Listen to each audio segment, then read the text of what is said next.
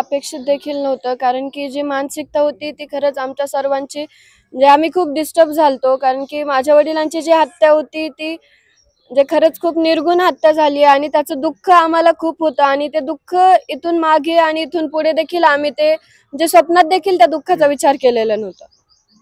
किती टक्के पडलेले आहेत आणि पटकन बोलत काय जाऊ.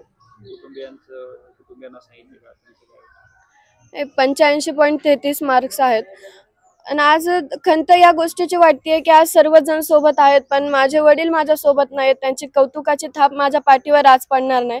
आज देखील नाही तर इथून पुढे ती थाप माझ्या पाठीवर कधीच पडणार नाहीये. आणि ज्या लोकांनी माझ्या वडिलांना आमच्यापासून माझ्या कुटुंबापासून, गावापासून त्यांना हिरावून घेतलं, त्या लोकांना लवकरात लवकर सरकारने फाशी द्यावी. आज आमचं कुटुंब जे उघड्यावर पडलंय, आमचे जे डिसिजन आहेत ते थांबलेले आहेत. म्हणून तेच डिसिजन आम्ही देखील आमच्या भविष्यात पुढे जावं म्हणून माझ्या वडिलांना त्यांनी लवकरात लवकर न्याय मिळवून द्यावा आणि जे आरोपी आहेत त्यांना फासावर लटकावं. आणखी एक आरोपी आपला अजूनही फरार आहे.